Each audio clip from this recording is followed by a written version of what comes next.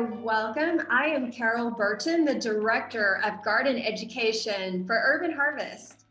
And we are thrilled to be here. So I am Carol Burton, and we are delighted to have Jessica Della Costa, our dietetic intern. And she's going to share a bit about Urban Harvest Estate, our mission statement. Yes, let me go ahead and stop the music.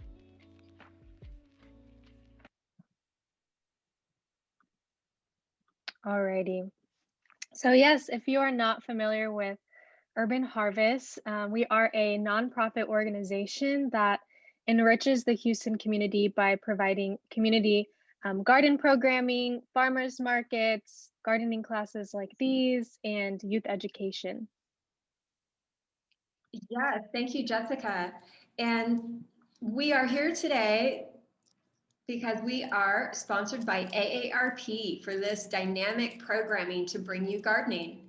And I would like to introduce Chandra Weigel, and she is the Associate State Director of Outreach and Advocacy in Houston and the organizer of this event. Good morning, everyone. Welcome and thank you for joining us this morning. I am Chandra Weigel, Associate State Director of Outreach and Advocacy for AARP here in Houston. And special thanks to our community partner, Urban Harvest, who has brought us for the first quarter of this year some amazing content and information. A little bit about AARP. We're a nonpartisan, nonprofit member organization dedicated to advocacy for the 50 plus. We're one of the biggest organizations that advocates on behalf of the 50 plus. I actually work for the 501c4 side, which allows me to do community events like we're doing now that bring you information and content that's educational and helpful in your daily lives. And one of the advocacy subjects that AARP is very big on is food security. So that's why Urban Harvest has been such an amazing partner for us.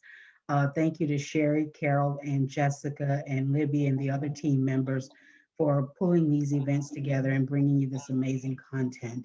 And without anything further, I will turn it back over to Carol, and we will get started. Thank you. Thank you, Chandra.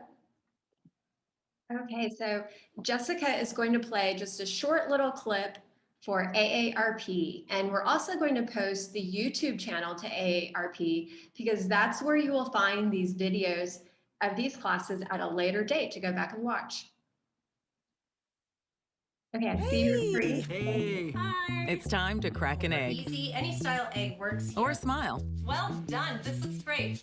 Time to share a story. I have a great way to start our discussion. With old friends or new ones. When you're a caregiver. Time to breathe in. Inhale up, good job. Then let it all out. Rah! It's never been easier to connect, learn, and have fun. Cheers! So let's do it together. Come find us at aarp.org/near-you.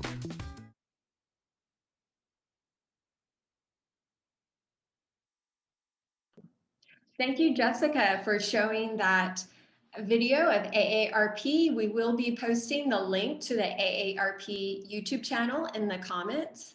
And I'm going to introduce our presenter today, who is Sherry Cruse. And Sherry is one of our longtime garden educators for Urban Harvest and presenter.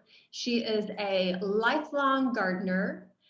She is a regular volunteer and docent at the Mercer Arboretum. And did I say that she was a master gardener and foodie extraordinaire? Lots of plant knowledge. We are so delighted to have her present for us today. And I would like to introduce Sherry Cruse. Thank you. Yeah. Well, thank you for having me. Okay, so I will start my presentation.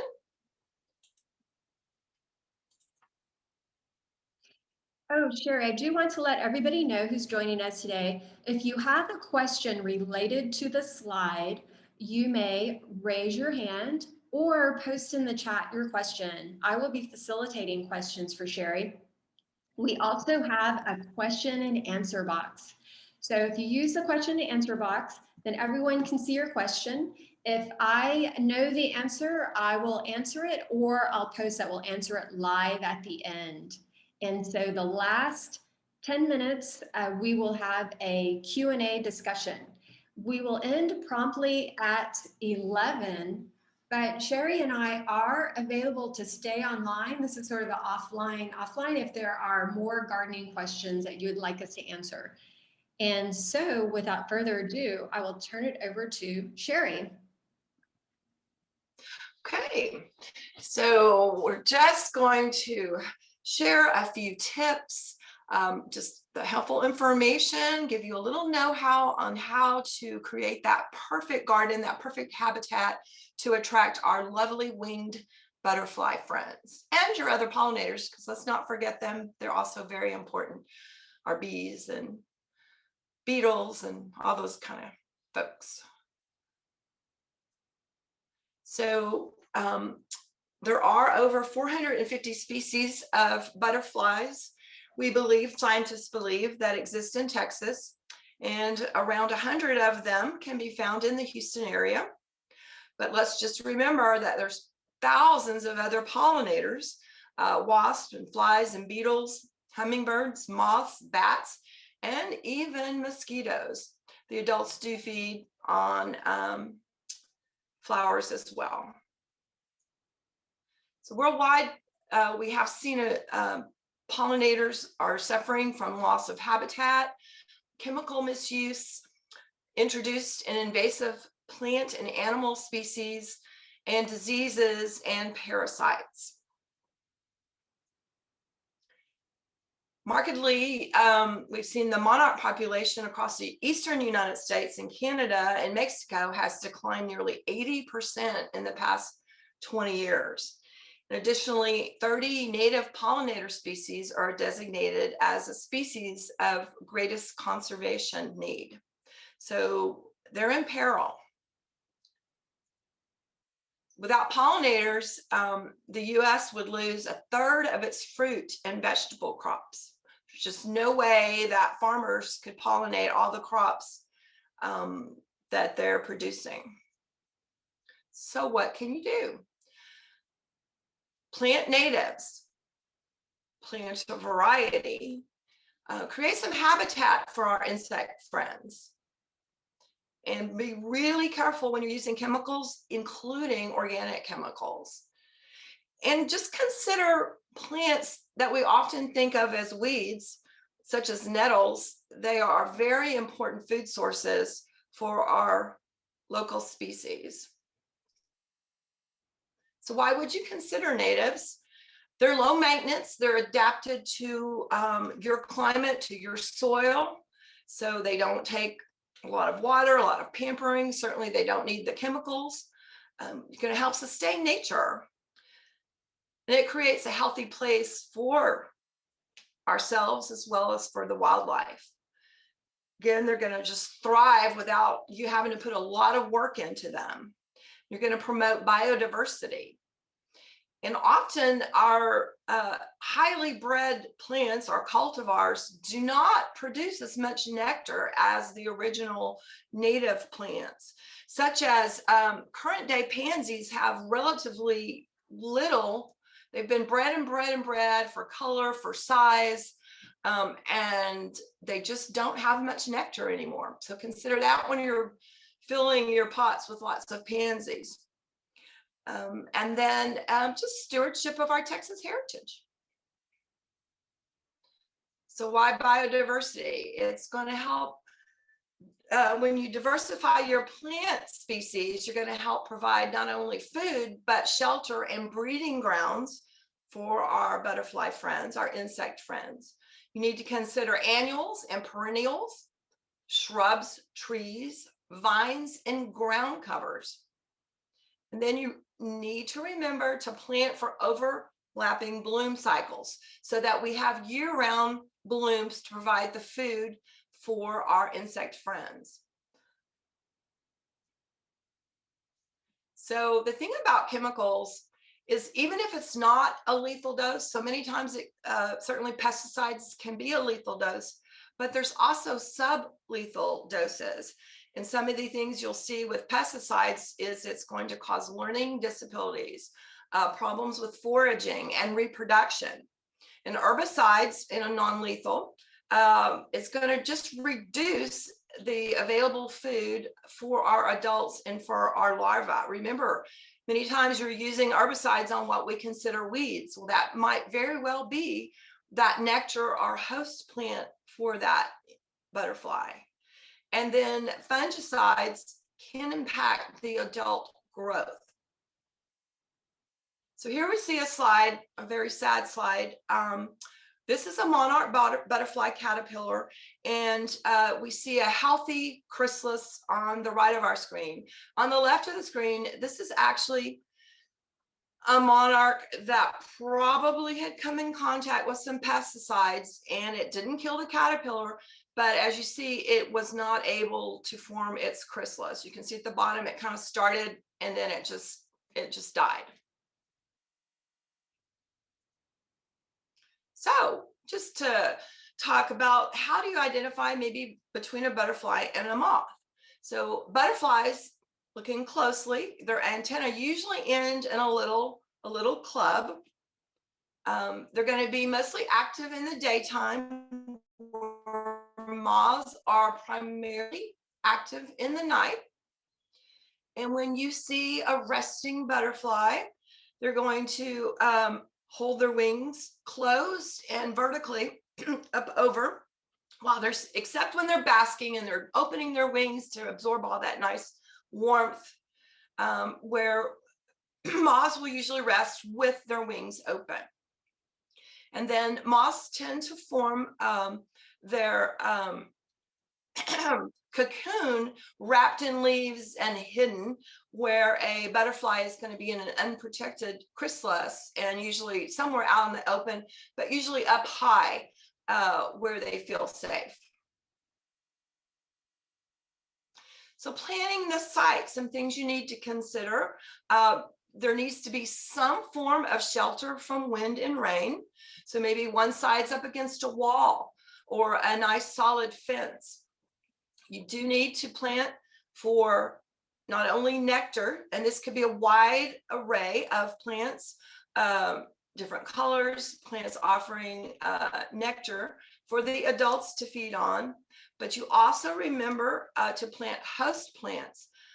Now, butterflies aren't that picky when they're choosing for nectar, but they can be very specific for their host plants, such as we know the monarch butterfly does lay their eggs on milkweed plants. The milkweed plant has some toxin that provides a defense mechanism for the young caterpillars. They do not taste good, and it can make the birds or anything trying to eat them a little bit sick. So they're very specific, and you need to always plant host plants to bring the whole life cycle into your garden.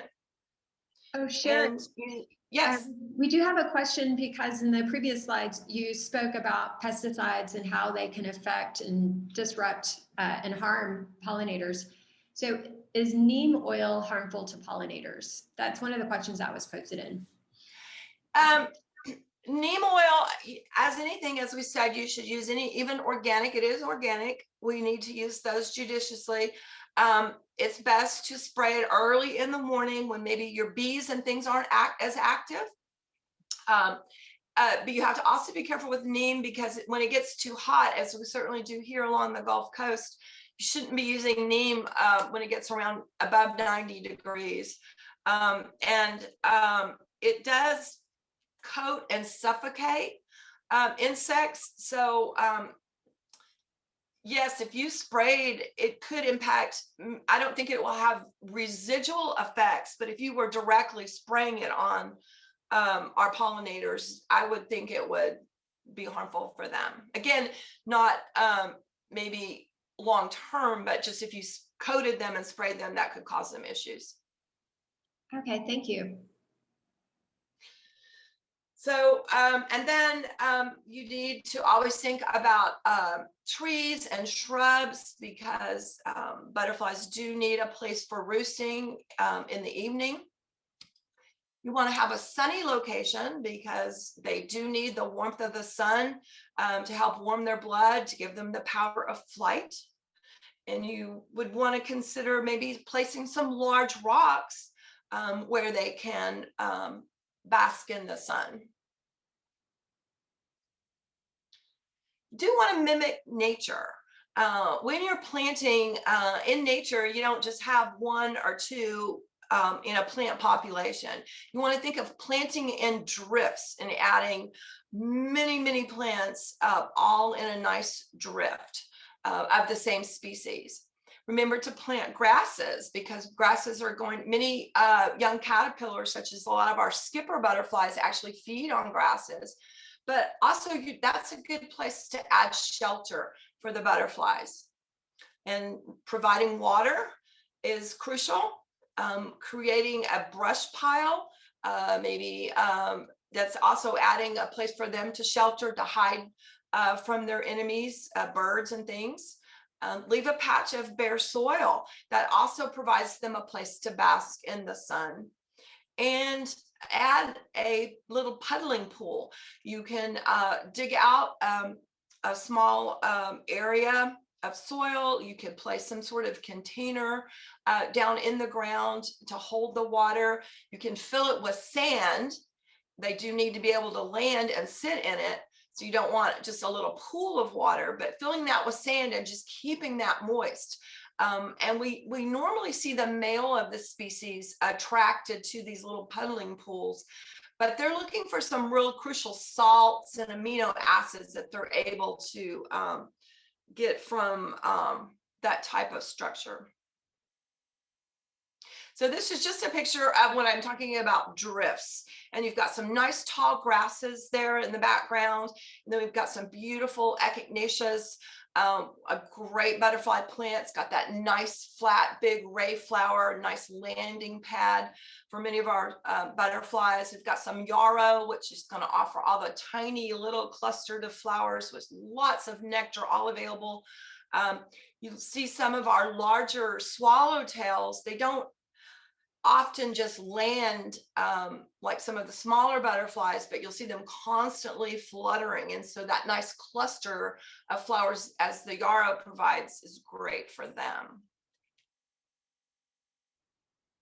So when they're searching for food, they certainly consider color. And a lot of butterflies have certain favorite colors, but overall, we see them really attracted to shades of purple and the white and the pink. And they're also, fragrance is a big part of the attraction. They can smell with their antenna, they can taste with their feet. There's also markings that if you see little dots on flower lips or splotches of color, those are actually little runways to attract the insect, to show it how to access the nectar. And they can see markings and colors that we can't. They have the widest visual range of any creature on the planet, and they can see a broader spectrum of color. They can see infrared colors, so they can see markings and colors that the human eye cannot. And that's one issue. Even sometimes scientists aren't clear on how many species of butterflies there are, because they can actually see markings that we cannot see on fellow butterflies. And then certainly the shape comes into play, as we discussed in the previous slide.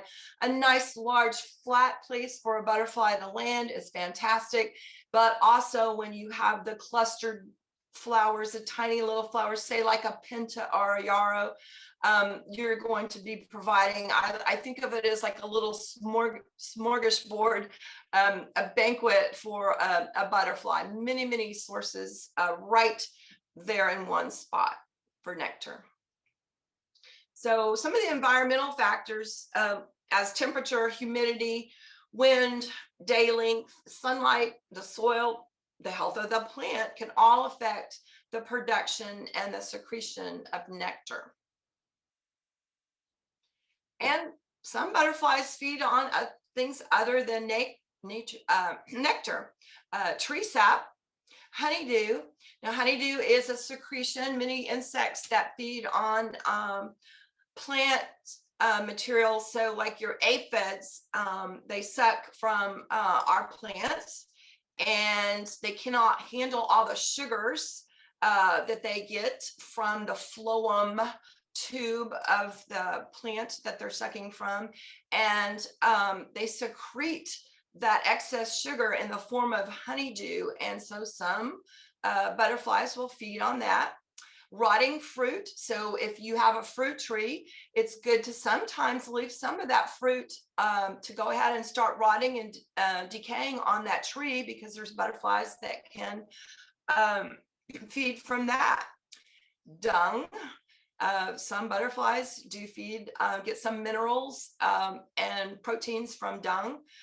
Carrion, dead things, and then mud. So let's just look at some of the plants that you might think about planting. So you do want to consider not only trees, but shrubs, your annuals, perennials.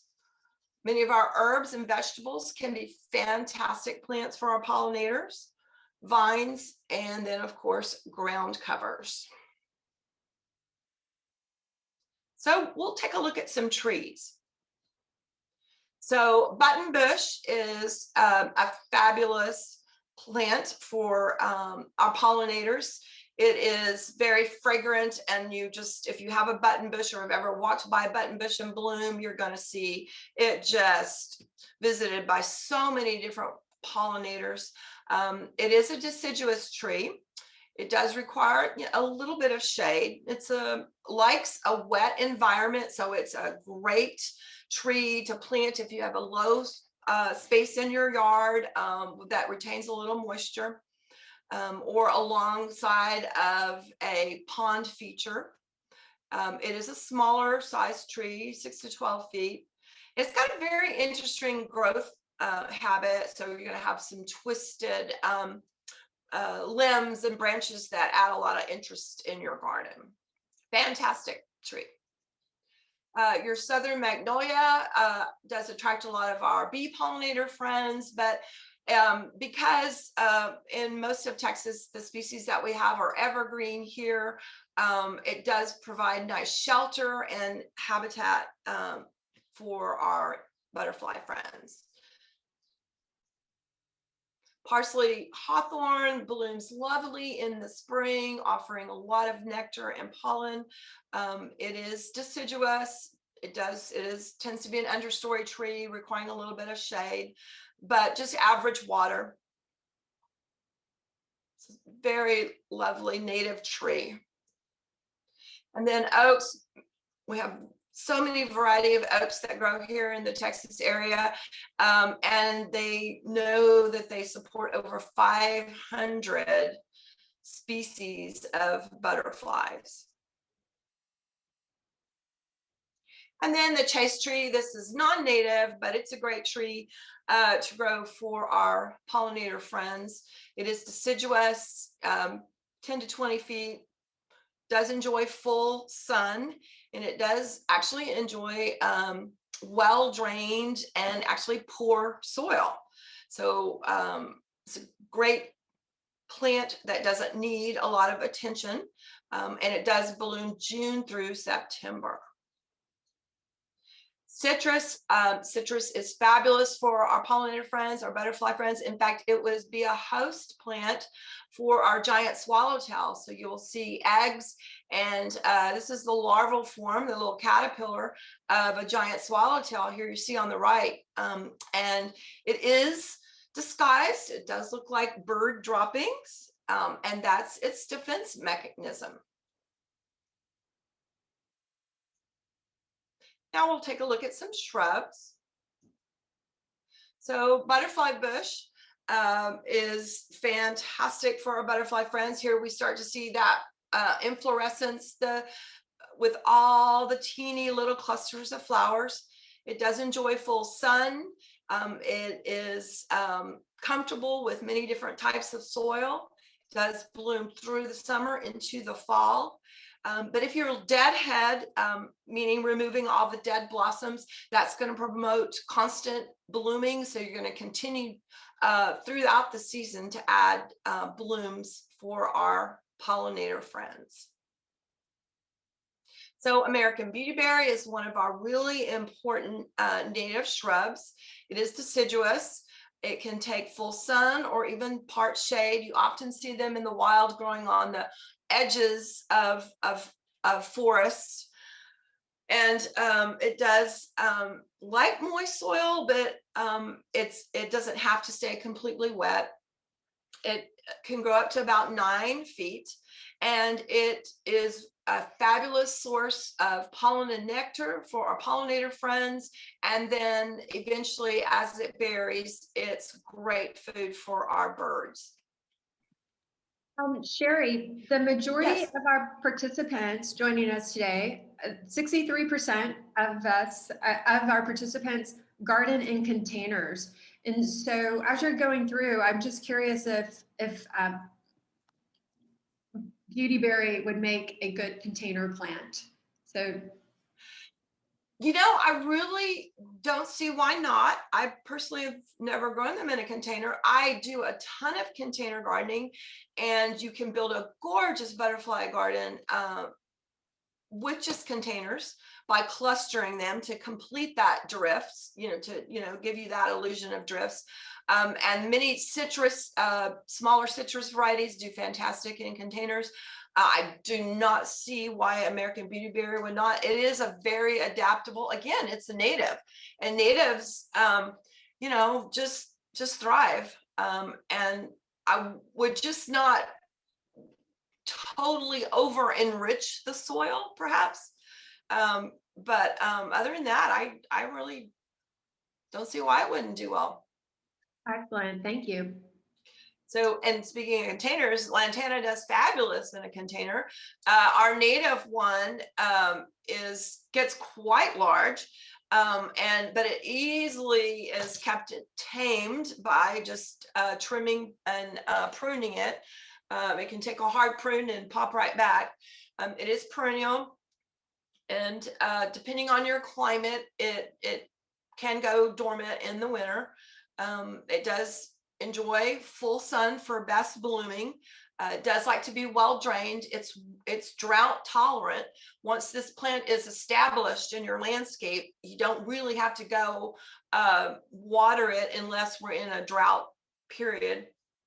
But again, you're providing those cluster flowers, which is amazing for our butterflies.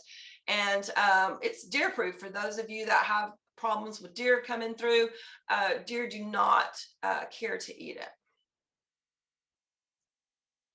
So Yopon holly, one of our native shrubs, small trees, and here in Texas, it is evergreen. It has lots of fabulous blooms for our pollinator friends. And then again, moving into the berry stage, providing food for our birds.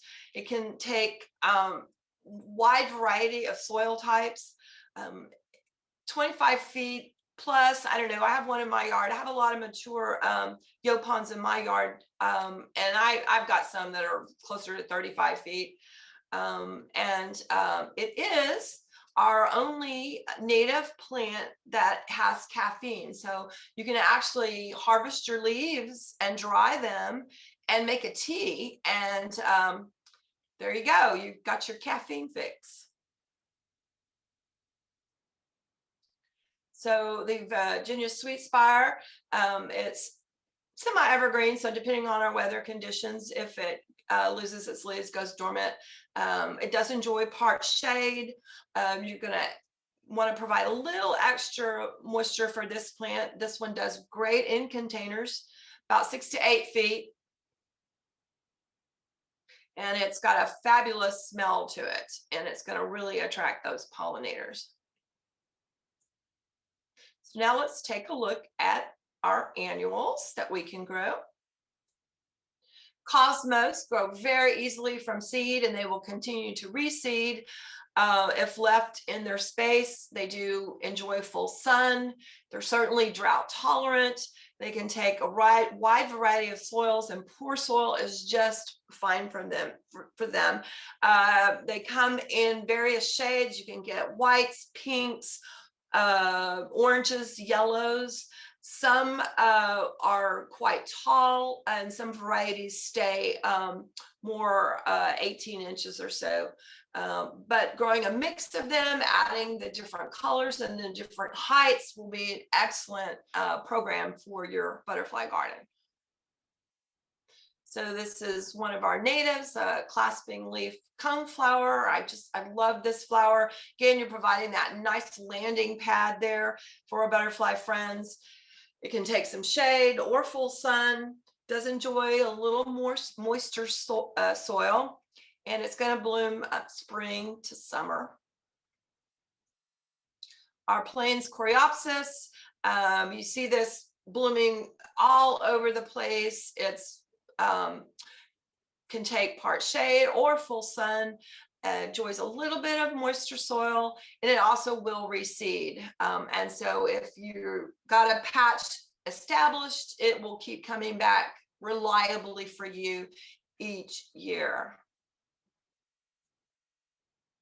Oops, I think I skipped one. Oh, okay, calendula.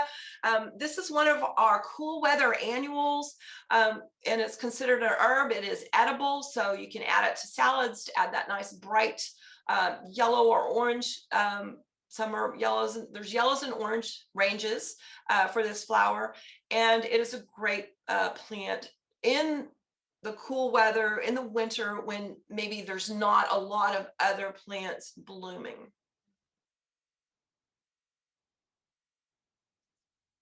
Zinnia is a real fantastic plant for us here in the summer, particularly on the Gulf Coast, where we start experiencing these high heats, lots of humidity. These come in a wide range of colors, everything from whites, pinks, greens, oranges, yellows.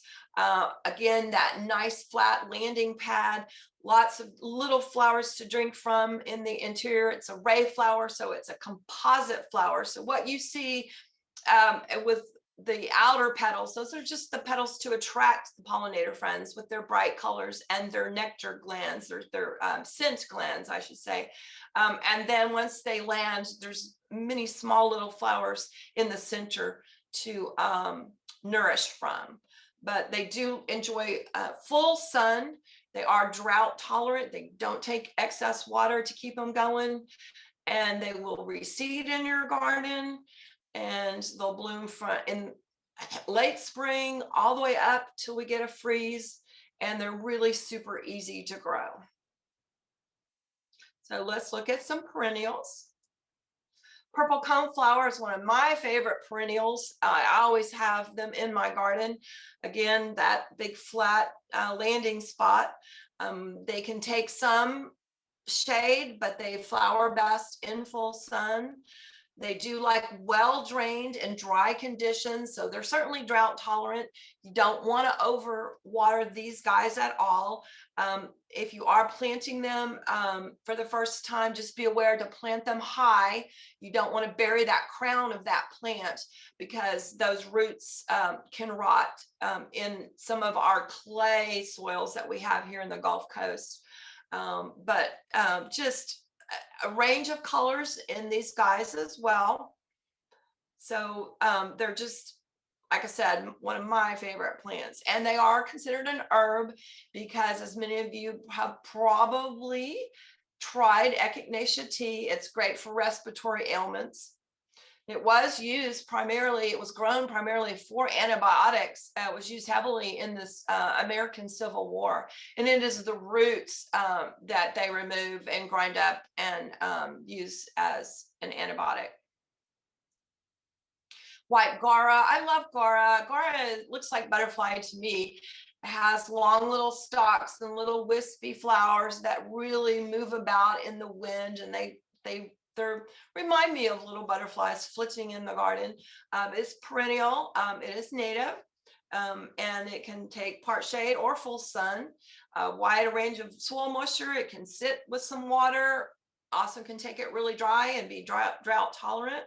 And one thing about this plant, it does seem to attract aphids, but aphids do not seem to damage this plant. So it might be a plant that is an aphid collector that you might want to grow, so that aphids populate the agara and stay off of some of your more sensitive plants. And they don't seem to kill the plant at all. So here we have Monarda, and Monarda is also considered an herb. You can make teas from the leaves. It, again, sun, part shade, it's perennial, wide variety of moisture to the soil, can attract not only our butterfly friends, but also hummingbirds. And you see this plant growing wild all over the hill country. The lance leaf coreopsis, it is perennial, again, not too particular, full sun, part shade. It does like a drier side to your soil, but it's a beautiful, bright little yellow guy, flowers profusely, and pollinators really enjoy it. So here's one of the plants you need for a host plant for our monarch butterfly friends. Full sun, part shade, it is drought tolerant. So our native is the tuberosa, but it's very hard to propagate. It's hard to get germination on it, and it's not widely available in the trade. Sometimes it's really hard to locate our true native.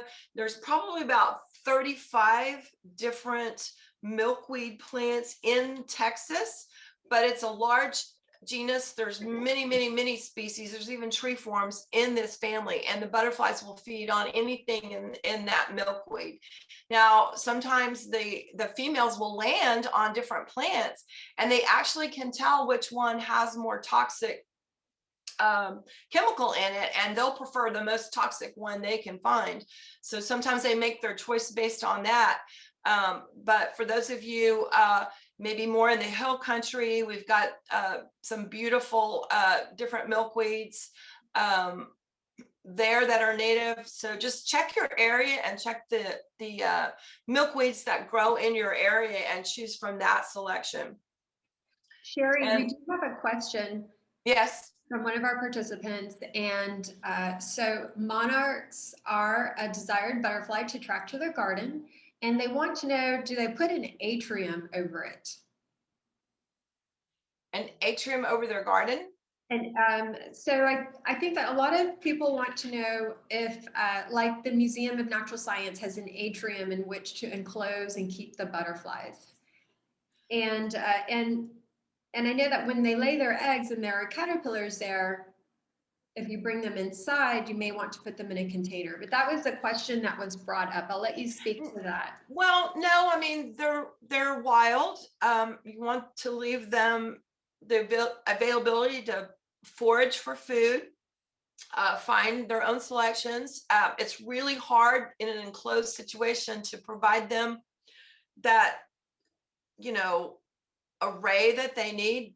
I actually brought in, before our freeze, I brought in 15 monarch caterpillars that I brought home from a school garden because they were going to freeze, and they cannot tolerate. Some butterfly species actually hibernate and they're able to shelter and survive a freeze, but monarchs cannot, neither the adult form or the caterpillar form. The pupa cannot survive a freeze. So I brought them home, and we hastily built a cage to contain them. I had some milkweed still in my garden. It was in a container, thankfully, so I was able to bring that in and keep that alive. And I kept them fed. The little guys kept escaping because, again, we hastily built this cage, and they found the smallest little spaces. And once they reach the body weight, they eat enough, then they want to crawl off to a place where it's high, that they can feel comfortable to form their chrysalis. So I kept having them escape the cage, and I have to keep finding them in my bedroom, because we were in my bedroom, all of us, because of we were running a little heater off a generator when we lost power. But in the outside, I would not provide any sort of cage or container unless you're wanting to, keep that caterpillar close by, so you know where the chrysalis is, so that you could watch it emerge and then release the adult.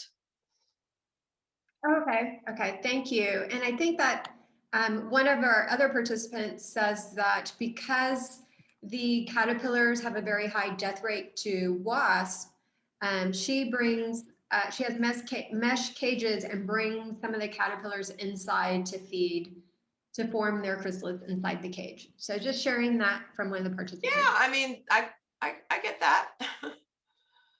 Yes, and my first experience was I was crestfallen to witness all the caterpillars being harvested and eaten by the wasps. And I did plant more plants near my milkweed, such as lemongrass, so that they had more shelter and then Right. a higher success rate. Right. Well, thank you, Sherry. So Verbena is one of the best plants you can provide for our butterfly friends. Tons of nectar in verbena, and it is perennial, can take various amounts of sun. It does, it's okay with moist soil or dry soil. I grow a lot of it in containers, and I tend to let it totally dry. I also like to grow the moss verbena because I do live here in Houston, the Gulf Coast, where we have humidity issues. And I find that the moss leaf with the real split leaves is going to allow for evaporation of the moisture much quickly. So that's the one I enjoy growing and have the most success with. And it's just, like I said, a fabulous plant for our butterfly friends. And then, of course, we have a native tropical Salvia coccinea. It is perennial. It can take sun or full shade, moist or dry. It does reseed pretty easily. So you, if you're growing in containers, you might see it popping up between the different containers, but you'll begin to recognize the little seedlings. So if you don't want as many plants, just, they pull them out. It also takes pruning. You can heavily prune it and get ahead of it reseeding by cutting off the spent blooms. So it is deer resistant, and it's a great plant not only for our butterflies, but the hummingbirds are really attracted. Again, with that long tubular flower, it's very accessible for the beaks of the hummingbirds. But some butterfly species do have a longer proboscis, so some butterflies are pretty easy to access their nectar. And the cardinal flower, one of our natives, another native. It is perennial, again, wide range of sun and shade, wet or moist, brilliant red blooms. And you see it often growing up on the edges of forest. Hummingbirds do enjoy it also. Obedient plant, Physostegia, is perennial. It can take part shade or full sun. It does enjoy a little moisture, large showy flowers. It does send roots laterally through the ground, and so it'll get a bigger and bigger stand each year. Again, if you have that low spot or a rain garden, pond edge, it's fabulous. I personally saw this out in the field, and it was in ditches, and there were hundreds and hundreds of butterflies feeding on it. So it obviously was very desirable for our butterfly friends. And it's called obedient plant because you can actually take and bend the stalk bend the blossom a little bit, and it'll stay that direction. So snapdragon vine, it's perennial vine, and it does require a little bit of shade and well-drained soil, but it's got a small, tiny little flower, but it is a host plant for our buckeye, which is one of our year-round butterflies here in the Gulf Coast area. So crossvine, one of our native vines, perennial, various amounts of sun and soil moisture. It is an evergreen vine, and it does have these two-tone trumpet flowers, and hummingbirds do really enjoy this, as well as butterflies. It will eat your house if left, meaning it grows very vigorously and can get quite tall. But again, it's manageable by just pruning. Purple passion flower is another host plant you can grow. A wide variety of, it's a huge genus, lots of different, there's tropical forms. Our native is the purple incarnata, passiflora incarnata, and it is the host plant for our Gulf fritillary and variegated fritillary butterflies. You'll see the caterpillars all over this vine. They're kind of a rusty orange color. They look like they have black spikes, but those little spikes are soft. That's just a defense mechanism to look scary to birds. Grows very easily, sun or part shade, and then various soil moisture. It does need some support. It does climb quite vigorously. It will cover other shrubs. So just provide it some a nice trellis or an area. And again, lends itself well to pruning if you really want to keep it more formal and not quite as sprawly. So here's just, here's the caterpillar I spoke of, the fritillary, and here's an adult feeding on the passion vine, and here's their little caterpillar. And then on the right, we have a newly emerged, and you can see its chrysalis it emerged from. It's dark brown, but you can see it's there waiting for its wings to dry. So some of you guys more into the West Texas area, you could see the yellow passion flower, and it's got a smaller, daintier little flower, but it's a nice little yellow, another beautiful passion vine choice. So some of the herbs are fantastic for our pollinator friends. Basils, so many different types of basil. This one pictured here is a sweet basil, but African blue is going to provide enormous amount of blooms and nectar. You'll usually see it just heavily occupied by bees, but butterflies actually will enjoy it as well. And then of course we can enjoy the basil harvest ourselves. Bee balm, we did look at some Monarda earlier. I do love this plant. Again, it does send roots laterally underground and will populate and make a small colony if left to its own devices. Cilantro, it's going to have that bloom structure where it's going to have the tiny, small little blooms all over it. So it's very attractive for our pollinator friends as well. And of course, we can bring it in and make our salsas and our Indian dishes. Dill also has that flower structure, providing that nice umbrella shaped bloom structure with the teeny little flowers all over it. It is a cool weather annual, so it's something you can grow here along with cilantro in the cool weather.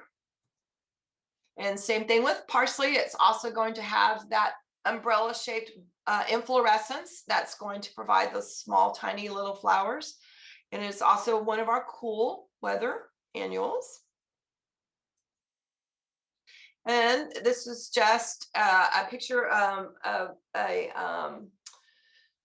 black swallowtail on our a loquat tree, so feeding on a fruit tree that grow very easily, loquats.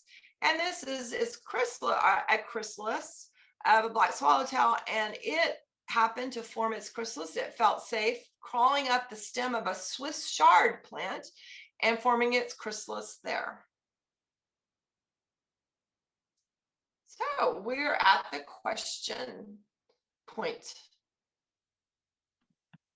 Excellent. And so we did get one statement from a participant who wanted to attract Gulf Coast fritillary butterflies.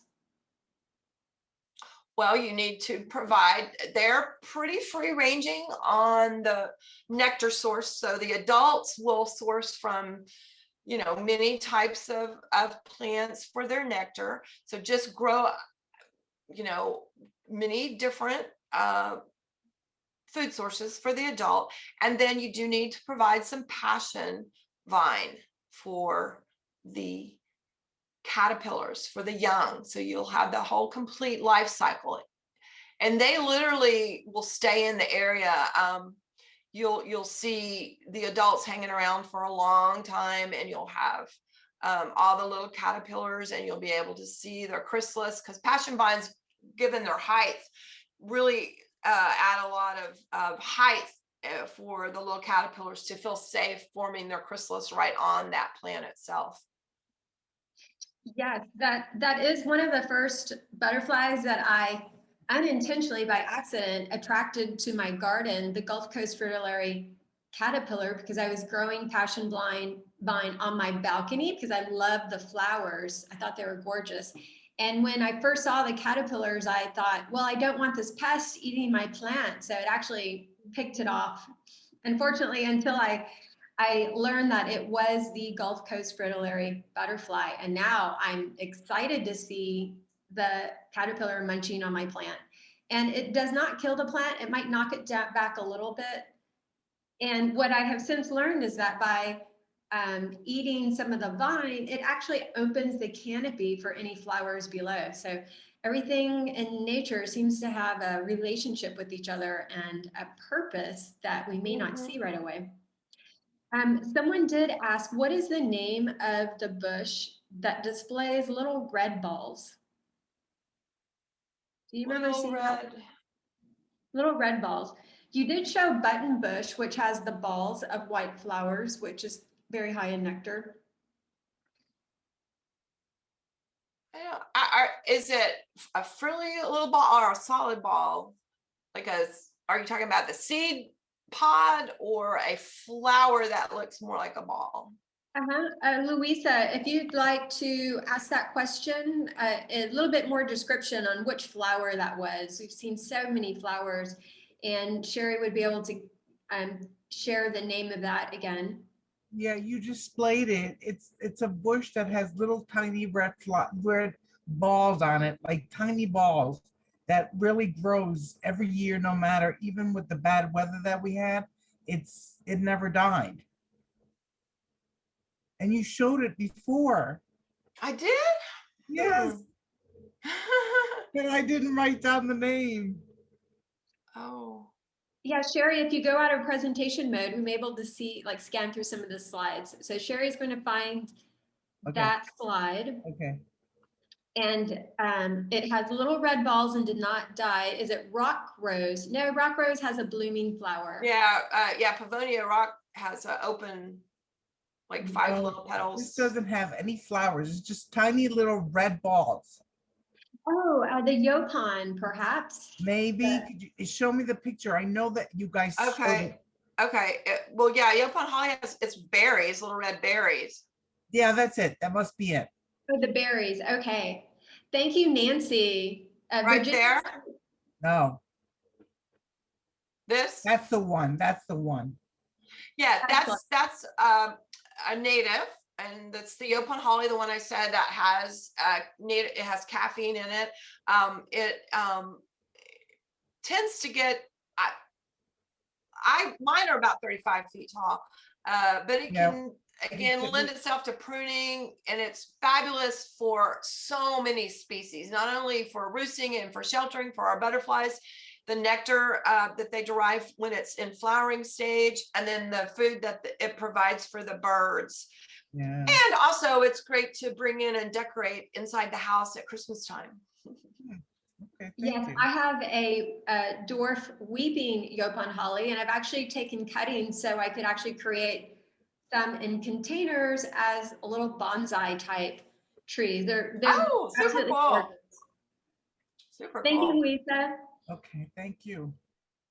This question is for Chandra, because we did have a participant who had to leave a bit early, and she wanted to know, is it possible to get a discount on plants through AARP? Is there an AARP discount for plants at nurseries or Home Depot or Lowe's? Not that I know of or that I have worked on or set up. However, a lot of companies and organizations may offer discounts to their older customers, but that's something you would have to ask that particular vendor. A great. Excellent. And there is a Texas Native Plant Society. And if you look at your local chapter, because we do have a Houston Native Plant Society, and they often have monthly events open to the public, a monthly event, a speaker, and then usually a annual plant share and swap. So folks kind of bring their seeds and they bring cuttings so they can swap and share their extras. So if you know another pollinator gardener, a butterfly gardener, just get together and you can start sharing plants and seeds.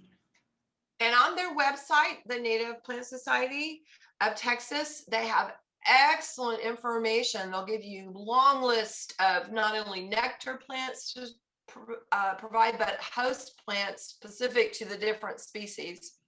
So it's a great resource on their website. Super. Jessica, could you plant the Texas post, not plant, well, maybe plant the link in the chat for folks to be able to have that as a resource to go to the Texas Native Plant Society. I also posted the Katy Prairie Association, Katy Prairie Conservancy, and they are promoting top 9 native plants. That if you only could choose a few plants to add to your garden, these are the top 9 native plants, which will have nectar and benefits for wildlife. Thank you. If you live in the Houston area, I know the Houston Museum of Natural Science has a couple of sales every year of very specific butterfly plants, not only the great nectar plants, but the host plants for butterflies. Yes, this is this week is a celebration of Earth Day, and all month the Houston Museum of Natural Science has been celebrating with online virtual events, and we have partnered. So if you go to our website, you can see that we have a composting class and edible landscapes. We have other classes on our website, and you can also see some free classes that we offer and we change out monthly on our classes page. So Jessica will post that. Anita, thank you. Texas Master Naturalist Chapters, excellent. And I'll see if Jessica can be quick to dig that one up, that link to post in the chat. And thank you, Chandra. So Chandra posted the link to AARP and how to find the next events. Did I say thank you, Freddie? He was good on his plant ID because he posted Yopon, and so did Nancy when we were trying to identify that. I think Sherry and I got confused because we were trying to recall a red button bush type flower, and that was. I was thinking of flower, not fruit, and so that's where my mind was stuck. And also, there are certain guidelines to foraging and taking cuttings if you're in a wildlife area, because I know the beautyberry, if I go to the Houston Arboretum, I will see it, but also it like some of these wild plants, if it's growing in a ditch, you can harvest some of the plant divisions. So Carrie, do you have any guidelines for folks if they're out in nature in terms of collecting seeds for their garden? Well, I did participate for a long time in in a conservation effort called the Millennium Seed Bank Project, where I actually went out in the field all over Texas, and we were collecting certain species. And our rule was not to take more than 20% off of any plant, which I think is kind of high, especially, you know, some of the weather events we've had of late.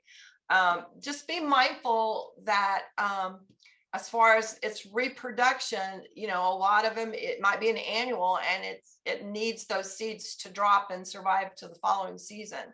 So I would just say, you know, use, you know, the guideline, like I said, was 20%, but I would think just be judicious and just think about it, and think that you do need to leave some for reseeding and for the health of that particular population. Yes, yes. So we are just about at the 1 minute to 11, and I'm just scrolling through. I see an attendee has raised their hand, and I'm going to give them permission to speak if they still have that question to ask.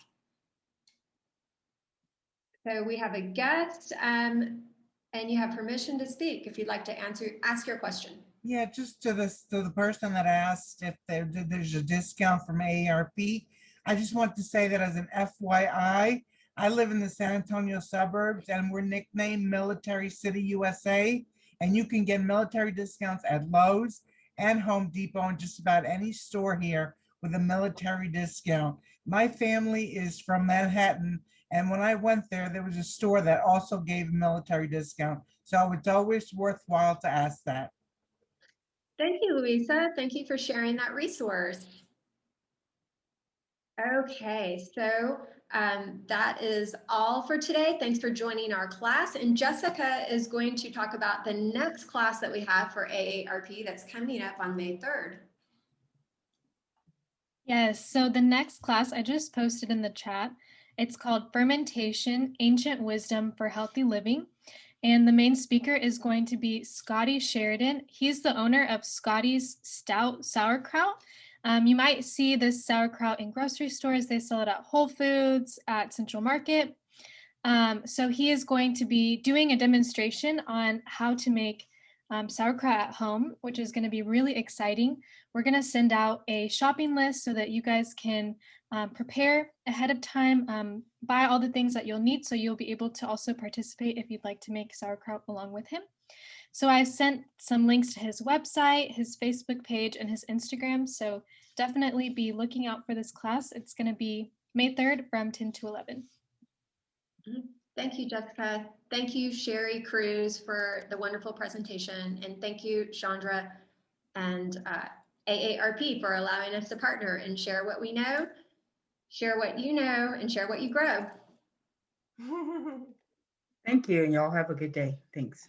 Thank you. Thank Bye-bye, you. all. Thank you.